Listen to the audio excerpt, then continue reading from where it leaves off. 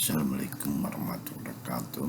Selamat berjumpa kembali di channel perizinan OSS. Untuk kali ini saya akan berbagi pengalaman tentang proses pengajuan akun atau username dan password OSS RBA untuk PT Perorangan, di mana dalam hal ini PT Perorangan adalah suatu hal yang baru dari proses perizinan, di mana sebelumnya ada Undang-Undang Cipta Kerja. PT Perorangan itu belum diperkenankan, tapi dalam rangka untuk memberikan semangat atau untuk menunjang pertumbuhan ekonomi bagi para pengusaha, diharapkan dengan adanya PT Perorangan akan mempunyai dampak yang positif bagi Bapak Ibu para pengusaha. Untuk itu kita mulai aja tutorialnya sebagai berikut. Jadi ini adalah untuk PT Perorangan ya. Jadi di sini kita harus login melalui oss.go.id karena kita belum punya untuk akun dan passwordnya, maka kita harus klik di daftar dulu.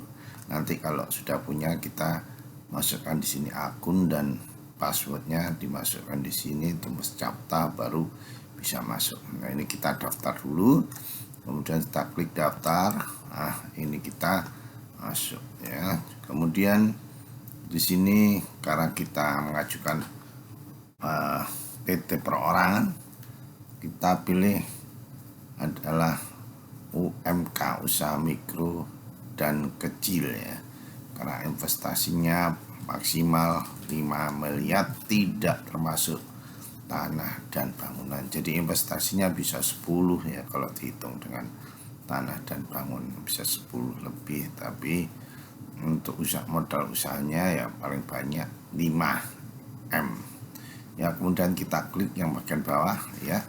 Terus kemudian di sini kita jenis pelaku ya, kita pilih di sini, klik, kita pilih badan usaha karena PT Perorangan itu merupakan badan usaha yang resmi diakui oleh pemerintah. Dalam ini ada dasar peraturannya. Di sini kita klik badan usaha ya. Setelah muncul ini, kita selanjutnya akan melakukan pemilihan PT ya. Kita klik, kemudian kita isi nomor HP direktur atau pengurusnya. Jadi di sini harus kita isi dulu, kemudian klik ya. Ini nih, kita pilih Perorangan ya, kita isi ya. Kemudian sebagai bahan untuk sebagai alat untuk komunikasi antara perusahaan Bapak Ibu sekalian dalam mengajukan izin, harus membuat email lebih dahulu. Jadi harus ada email karena merupakan alat komunikasi antara pihak pengusaha calon investor dengan lembaga OSS, dan hal ini adalah Kementerian Investasi atau dulu dikenal nama dengan BKPM. Kemudian kita kirim kodifikasi, kita klik ya. Jadi sebelumnya kita harus cek ini dulu, tapi kita cek nomor HP sama emailnya, nama email, karena ini nanti kalau salah fatal akibatnya. Bapak Ibu akan mengalami kesulitan untuk proses selanjutnya. Jadi betul-betul harus dikonfirmasi dulu, pastikan untuk inputnya betul. Kemudian kita klik ya, kode konfirmasi telah terkirim. Jadi dengan adanya email tadi, Bapak Ibu masukkan email, kita harus periksa email di HP Bapak Ibu calon pengusaha. Di sini klik yes, dan ini kita lihat ya. Di sini kita buka ya, kita buka, ternyata ini ada kode verifikasi. Nah, di sini Bapak Ibu harus cepat-cepat input data kembali, buka laptop atau HP Bapak Ibu, jangan sampai lebih dari 2 menit karena kode verifikasi hanya berlaku 2 menit. Jika lebih dari 2 menit Bapak Ibu harus melakukan verifikasi ulang. Ya, setelah itu ya kita masukkan ini. Jangan sampai lebih dari 2 menit ya. Terus kita tunggu verifikasi berhasil ya. Terus kemudian setelah itu Bapak Ibu harus melakukan input lagi nama badan usaha, kemudian passwordnya harus diinput, ulangi lagi sekali lagi passwordnya. Nah, dalam hal ini Bapak Ibu sebelum melakukan pendaftaran username atau akun dan agar bisa mendapatkan password juga, Bapak Ibu sebelumnya harus sudah mendaftar terlebih dahulu ke Menkumham. Nah, ini saya sudah membuat YouTube-nya atau videonya. Bapak Ibu nanti bisa melihat YouTube yang saya buat. Jadi di sini harus masuk nama perusahaan yang sudah mendapatkan persetujuan dari Menkumham. Dalam hal ini Bapak Ibu akan mendapatkan semacam surat, meskipun hanya ditandatangani secara elektronik, pakai QR code, hal itu masih dianggap sah dalam hal ini karena ada aturannya, ada dasar hukumnya. Bapak Ibu jangan lupa password yang dipakai dimasukkan, kemudian kita konfirmasi. Pastikan dulu ini betul-betul valid isiannya, jangan sampai salah. Kita konfirmasi, klik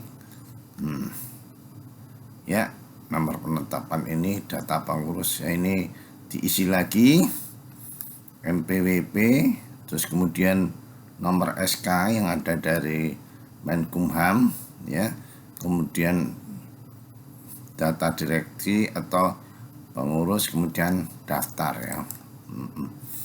Nah, ini data-data harus dimasukkan, NPWP, nomor ya, nama ya, nama lengkap, kemudian jenis kelamin ya. Kemudian klik lagi ke langkah berikutnya ya, direktur. Di sini kemudian ini diklik, yang di sini diklik, kemudian setelah ini diklik, bawah diklik ya. Nah, setelah itu dilakukan berarti Bapak Ibu sudah berhasil. Kalau seperti ini, pendaftaran hak akses OSS berhasil. Jadi Bapak Ibu sudah mendapatkan username dan password. Nah, Bapak Ibu kembali harus melihat bahwa untuk pendaftaran berhasil, kita bisa lihat di email Bapak Ibu. Kita buka ya. Di sini kita buka username sama nama KTP. Nah, di sini kita harus melakukan aktivasi supaya sah. Nah, jadi harus langkah ini harus kita lakukan. Nanti kalau kita nggak lakukan aktivasi, berarti akun dan passwordnya mungkin belum bisa digunakan ya. Ada batas waktunya, karena ini harus langsung aktivasi. Dan ya, aktivasi berhasil ya. Setelah aktivasi berhasil, kemudian Bapak Ibu sudah mendapatkan username atau akun dan passwordnya. Bisa dilihat di email Bapak Ibu sekalian para pengusaha ya. Kita lihat di sini sudah ada namanya username atau akun dan passwordnya. Bapak Ibu bisa melihat di sini ya. Kode ini sangat rahasia dan Bapak Ibu harus menyimpan agar aman ya. Jadi jangan sampai orang lain tahu, karena bisa membuka data Bapak Ibu para pengusaha sekalian. Ini harus diingat ya, harus disimpan yang rapi ya. Jadi harus disimpan.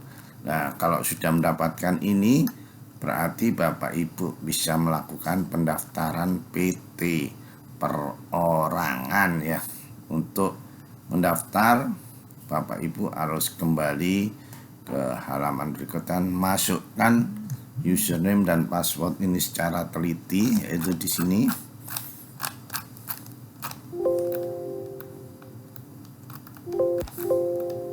Nah, di sini Bapak Ibu harus masukkan password secara teliti, harus benar-benar valid username sama passwordnya, kemudian captcha masukkan, kemudian diklik, dan baru Bapak Ibu bisa melakukan pendaftaran perorangan, ya, PT perorangan yang saya maksud.